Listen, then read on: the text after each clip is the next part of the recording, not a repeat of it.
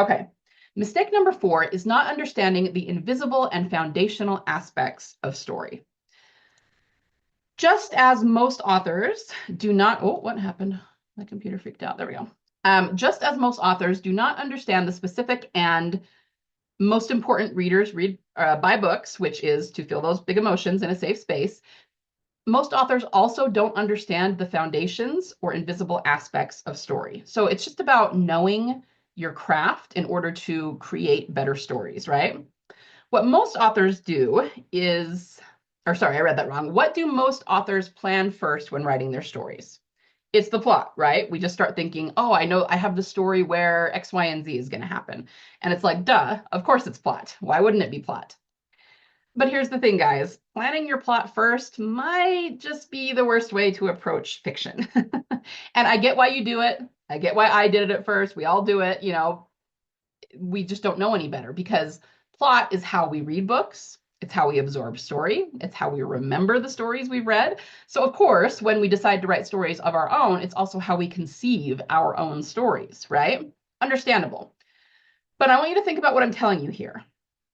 There are invisible and foundational aspects of story that readers are not consciously aware of. But you, as the author, need to be consciously aware of these things and harness them in your story. Now, if you need proof that this is true, understand this. You can find all of these invisible elements in every mainstream success. Think about, I don't know, Harry Potter, Lord of the Rings, but it's not just fantasy either. Pride and Prejudice, the Titanic movie, most of Marvel's stuff, okay? They're present in the most successful stories that are in our society. But most members of the audience couldn't tell you what they are. They couldn't list the invisible elements for you. So they need to be present for your book to achieve true long-lasting success, but they aren't obvious or completely visible. In order to understand them, I'm going to start by giving you my favorite definition of story, which was coined by Christopher Vogler. I don't think that I actually credited him here, but Christopher Vogler, who wrote A Writer's Journey. He said, a story is a metaphor for a journey that leads to change. The first time I heard that definition, it really, really spoke to me, okay? So the question is, for this definition, who is doing the changing? The answer is your protagonist, okay? Your character is going to be doing the change. So the foundation of your story then should be the change your character goes through. Overwatch 2. Most authors do not plan this at all, or do not plan it enough. For many, it's an afterthought, and that just makes me facepalm, okay? Most of us know that our characters need to be dynamic, but we either just use the surface changes that the plot of the story naturally brings them through, or we just say something at the beginning and then say the opposite at the end, as though they've changed their minds, and we think that's good enough, right? Oh, well, this is what happens, and so the character changes like this, so yeah, that's pretty good. Okay, guys, no. That's not good enough. It's never good enough, okay? Please don't fall into the trap of thinking that. The process I use for storytelling is the same process every human being who has ever lived, does now live, or ever will live on the planet also uses for growth and change. Okay, this is a spiritual process, and we use it for all changes, big and small. Okay, we use it to overcome all kinds of trials and stumbling stones, no matter the size. So, from something small like losing your favorite pen one morning to something huge like deciding what career path to take or who to marry, it's always the same process. Okay, it's a spiritual process. I think some people would say it's a psychological process, but this process is just part of being human, right? It's in our genetics, and it's just the way that human beings are built. So I call this human transformational psychology. We use it as a guide for the genius story that you have already conceived of, that's already knocking around in your head. And we just use this transformational psychology to guide the change that the protagonist is going to go through. The rest of your story, if we go back to Vogler's definition, is a metaphor for that change. All right. And that's why the change needs to come first and be foundational. Now, coaxing these ideas into stories with human transformational psychology, which I often will abbreviate as HTP, it means that your readers will connect with your stories really deeply and subconsciously, okay, in their soul, because you're using a template that they intuitively know and empathize with because They live it day in and day out. Okay, so this is like the secret sauce for how to make sure that any story you write, no matter the genre, no matter what the story is about, no matter who the characters are, that you can get your readers to really deeply connect with it and fall in love with it. Okay, but it's not even something they're necessarily consciously aware of. And ladies, if you are not harnessing HTP in your stories, you're leaving a whole lot of emotion on the table, a whole lot of catharsis on the table, and your stories are never going to be as successful as they otherwise could have been. Okay. So let that marinate for a second or two. This is a really powerful concept and one that I am pretty sure not very many authors are harnessing. I really wish that I could put HTP as the first mistake in this presentation, but it doesn't land as well unless you first understand the power of intentionality, why free online advice doesn't work, and why readers really buy books. All of those things kind of lead into this, right? So take a moment and give me your thoughts before we head into the next mistake. What are your takeaways from this? Do you have any, oops, let me go back here. Do you have any questions about this? Is it making sense? I'll give you just a second while I get some water.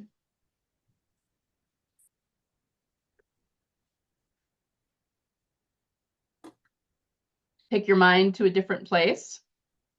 Okay, all making sense. Good, good. Thank you. It really does make sense. Good, I'm glad. Yeah, for most people, it does make a lot of sense, but it's not something that they think about too intentionally, I guess, when they're writing their stories. Okay, so good. I'm glad it's making sense to you guys. So let's move into the next mistake, which is number 5. Pantsing without direction or plotting with the conscious. I probably should have put the conscious mind on there. Okay, so where are my pantsers? Tell me real fast in the chat. Are you a pantser? Are you a plotter? Or are you a combination of the two?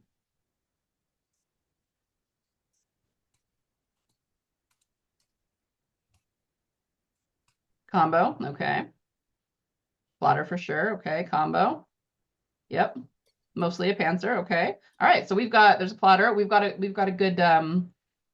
we've got some of each. That's good. So here's the thing. There's this age-old argument, right, about which is better, pantsing or plotting, and it's really a very, very ridiculous argument, and I'm going to explain why. We have 2 minds, really we have 3, but for our purposes, we're going to talk about 2, your conscious and your subconscious mind, right? The conscious mind takes care of the day-to-day activities. So when you're going to work, when you're making dinner, when you're going through your to-do list, all of that. The subconscious mind houses your emotions and your creativity. Now, I want you to think about what I've said so far. Obviously, you're using your creativity when you're writing fiction, but it also houses your emotions, and your emotions are what you want to put into the fiction in order to help the reader feel something, right? So it just kind of follows then that you need to be writing based on your subconscious mind, not your conscious mind. Now, it's important to understand that we switch between the two all the time. It's totally normal for us to switch between the two. So let me give you a couple of examples. I know that all of you, because you are writers, have had the experience of losing yourself in a good book. So I want you to think about the last time that happened. You're sitting in your favorite reading spot, and you're reading either a print book or maybe something on your Kindle, and think about what that experience feels like. I mean, it's not that you don't know where you are anymore. You're aware that you're in your room or in your living room or in your kitchen or wherever it is, but at the same time, you're not focusing on that. You're letting the story play out in your mind's eye, and you're experiencing all the elements of the story. You're paying attention to what's happening in the story, to the sensations the characters are going through, all of that. So when you do that, that is a perfect example of letting the subconscious mind take over. Again, it's not that you lose contact with the conscious, with where you actually are in the real world, but you're putting that on the back burner and you're letting your subconscious mind take over so that you can experience the story. If you did not have a subconscious mind to take over, you would not be able to experience story the way that you do. You would just be reading the words on the page rather than actually kind of living in the experience of the story in your mind, right? So that should tell you 2 things. Number 1, it shows how you can switch back and forth, and maybe to illustrate this a little bit better, let's say you're reading and you're totally engrossed in the story, right? You're just in the scene and whatever's happening, and you can't read it and absorb it fast enough. And then in the other room, something goes crash, right? Somebody drops a dish, or your kids get into something, or whatever the case may be. It instantly snaps you out of the story, and you have to get up and go see what's going on in the other room, make sure everybody's okay, right? But when you're done, you can come back and sit down with the book again and get right back into the story. Okay, so that's an example of how you switch between your subconscious and your conscious mind. So you already do this. You already know how to do it. You will do it naturally. But it's important to harness it a little bit more than you're doing, which I'll get into in a minute. The other reason I like to use this analogy, or this, it's not even really an analogy, it's an example of how we do this, is that you have to understand that readers also read stories from the subconscious mind. Okay. We don't read them from our conscious logical mind. And that's important because we need to be creating our stories from the same place that readers are going to be reading them. Okay. Another example is, has anyone ever had the experience of driving home mindlessly? Like it's usually a route that you drive all the time. So it's home from work or maybe even to work, or when you go to the store, the same store you always go to for groceries, and then you come home and one day you get home and realize you just drove all that way and you don't remember any of it. And you start to go, did I run any red lights? Did I stop at all the stop signs? Because you don't remember doing it. Well, you did. If you hadn't, you would probably know because someone would have honked at you or you would have caused an accident or something. But this is another example of the subconscious mind taking over, right? You were just lost in your thoughts. And so you were driving very almost robotically, but 100%, you did stop at the red lights. You were observing the traffic laws.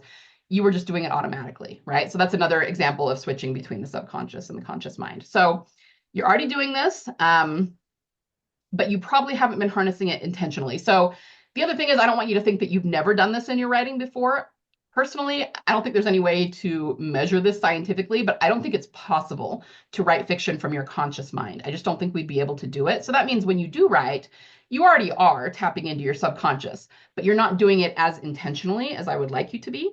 And if you can be more intentional about it and fully tap into it rather than just having subconscious nuggets come out every so often, it'll be a lot easier to write your stories. This also plays into the myth of the muse. So the myth of the muse, I honestly don't hear it talked about as much as it used to be, but the myth of the muse was always that you had to wait for the muse to strike before you could write anymore. I literally remember watching a video in school. It was something they showed us as students, and I was probably in the 3rd or 4th grade. I was really young. And it was about an author. And so in that case, it was like a children's author. And they went into this whole thing where they were trying to teach us about writer's block. And in the video, it was all about this author and how he would not write anything for months and months and months because he was blocked. And at the time, I didn't question that. But now I just kind of have to facepalm over that because the myth of the muse is absolutely a myth.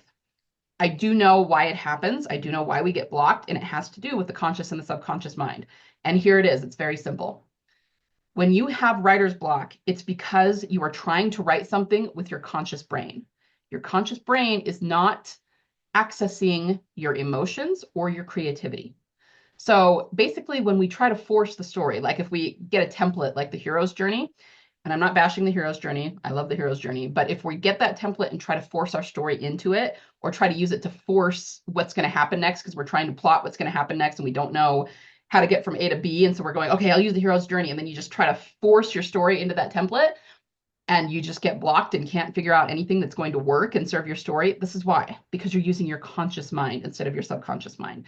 But if you can learn to, on purpose, do what you do when you read books and kind of tuck that conscious mind away, put it on the back burner and tap directly and fully into your conscious mind, you will never have to worry about writer's block again, ever. Okay. And we're gonna practice doing that later today. So back to plotting and pantsing. I personally have always been a hardcore outliner, and because of that, I have a lot of authority on this. I can tell you the #1 mistake that outliners specifically make because I've made it many times myself, and because I get complaints about this from other authors. So tell me if you've ever experienced this. You start outlining, or even if you're not big on outlining, maybe you plan some aspect of your story, some kind of planning. And then when you sit down to write, you deviate completely from the outline you just made and go in a different direction. And you can't understand why you can't stick to your outline. Has anyone experienced that? It's one of the #1 questions I get from writers. Why do I make an outline and then I just can't seem to stick to it? I don't know what's wrong with me. Okay, it's very common, especially among outliners. Let's see. Yes, that is me. Absolutely. Okay, Terry. Yes, because I realized my outline was rubbish. Going back to something I missed, will you discuss mistake #4 again this week? Yes, I'm actually going to I'll be referencing these mistakes as we go throughout the week, but we will probably also have a bonus Q&A somewhere where I can talk about it some more. So don't worry. I think by the time we get to the end of this presentation, and also as you go through the whole workshop, it will make a lot more sense to you. I'm just introducing it to you here. So yeah. All right. So we've all done this before. The reason this happens is, again, because you're using your conscious mind to outline. And this is the number one mistake outliners make. We tend to use our conscious minds to outline something because we're going, okay, well, we're looking at this template, like, again, let's say the hero's journey, because it's the most well-known. And we say, okay, well, then something like this is supposed to happen in the story. How could something like that happen in my story? And we come up with the most logical example. Now, maybe that logical example will end up being the best thing for our story, but most of the time it isn't. So we need to learn to do something differently. Now, pantsers actually have a leg up here in this particular arena because when they start to pants, like what pantsing actually is relaxing the mind, just starting to type or write if you're using a pen and paper. And we don't realize we're doing this, but what we're actually doing is backburnering the conscious mind and surrendering to the subconscious, and the ideas just start to flow. So all pantsers are people who realized that outlining was not serving them and that the ideas started to flow when they just started typing. But it really isn't about even typing. It's about relaxing your subconscious or your conscious mind and letting the ideas flow through your subconscious mind. So am I telling you that everyone should be pantsing and that's the way to go? No, that's not what I'm saying. Hear me out here. I'm only saying that pantsers are already doing something right and it does give them an advantage. And remember, I'm a hardcore outliner, so that's saying a lot that I'm rah-rahing your pantsing right now. Okay, but what is the problem that most people have with pantsing? Tell me in the chat. What is either your biggest problem with pantsing, or what is it that you hear people complaining about when it comes to pantsing? Here we go. Yep. And I do already have it on the screen the way that I set this up. So it is that it takes time, right? It takes a lot of time to figure out what your story is that way. And then you end up a lot of times throwing away a lot of words. And that is why I was always a hardcore outliner, because it just horrifies me to write 50,000 words and then throw most of them away. But that is the problem with pantsing, is that it's, and again, I hate to say it's a problem, but it's maybe something people don't like about pantsing, is that it's very unfocused, if you will, right? You're just throwing things out there willy-nilly, seeing where your story goes, and eventually most pantsers will figure it out. They'll figure out where their story goes, but by the time they do, they have this writing that's just all over the place, and they have to pretty much scrap it and start over now that they know what their story is. And that just takes a lot of time, and it can feel very wasteful, right? And I'm not a wasteful person. That's why it drives me nuts. So the question is, what if you could have the best of both worlds? The reason that the argument about whether plotting or pantsing is best is because, as I'm going to illustrate here in just a minute, they're mostly the same thing. I know outwardly you're doing different things, but the processes in the brain are mostly the same. And really, both of them have good points and bad points. So really, neither is best. But what if you could figure out how to have the best of both? This is what I call the divine genius method. Why do I call it that? Because it does. It gives you the best of both worlds. Pantsers love this method because it utilizes the method of pantsing, as we just talked about, which they're already doing and love to do. And two, it helps cut down on those negative aspects of pantsing. Okay, imagine you can pants your novel in half the time. Imagine a quarter of the time. Imagine not having to throw away nearly as many words. It really does happen, okay? Outliners love this technique because you can use it to outline any percentage of your story if you prefer to outline. But most importantly, when you start writing, you won't have that problem of deviating from your outline anymore, because you have already tapped into your subconscious mind and incorporated what that deviation would have been into your outline. So you won't want to change it again. So again, just to go back over what I said, when you're using your conscious mind to outline, then you start typing, suddenly you've ditched the conscious mind and your subconscious mind kicks in, and all of these ideas come up that were not in your outline. And yeah, they probably are better than what you put in your outline. Oh, sorry, my phone is going off. Not silence that, obviously. But if you use your subconscious mind to do your outline to begin with, then you already have all those great ideas from your subconscious mind in your outline. So you won't need to deviate from it, and you probably won't want to, right? There is such a thing as, coming up with some aspect that you didn't come up with in your outline, but that's not the same thing. Usually that's something that can just be added or incorporated. It's not about spending all the time to write an outline and then doing something completely different, because that too can feel very wasteful, right? So I don't define plotting or pantsing by the outward actions. Outwardly, pantsers don't plot any or don't plan anything before they start writing, and outliners do, right? That is the outward action. I define these things by the process going on in the brain. So if the definition of pantsing is simply letting go of the conscious mind for a while and surrendering to the subconscious so that you can get your story figured out, then outliners can think of the divine genius method as just pantsing your outline, okay? Just surrendering to the subconscious mind in order to outline your story and then writing it. So do you see why pantsing without direction or outlining using the conscious mind are crippling your ability to figure out your story? And yeah, maybe you figure it out eventually, but it takes a lot more time, takes a lot more patience, takes a lot more frustration, right? And then we all sit around in the fiction writing space arguing about which one is better. It's kind of like asking which is better for your health, cyanide or strychnine. Neither one. Let's go with something healthier, right? So one more note before we move on to mistake number 6. There is a massive element of individuality in this divine genius method, and anytime that you surrender to your subconscious mind, okay? You've got to understand that your story comes from you. It comes from your beliefs, your experiences, your life. It's a reflection of your past, your family, your culture, religious and political beliefs, experiences again, and everything else about you, even if you aren't directly using those things in your story, okay? Because it's all subconscious. Everything that you've ever been through informs who you are on a subconscious level, and then that is going to be reflected in your story. So even if you're not writing a political story and you're not putting political beliefs in your story, your political beliefs will still influence the way you write your story, the way you approach your characters, all of that. So I always like to say that I could give a really detailed story outline that has like characters and plot and theme and all the things, and I could give them to every single one of you, including myself, and we would all write that story. But other than the names of the characters being similar and the big basic events that happen in the story, every one of our stories would be completely different. Okay, so it's important that you understand that.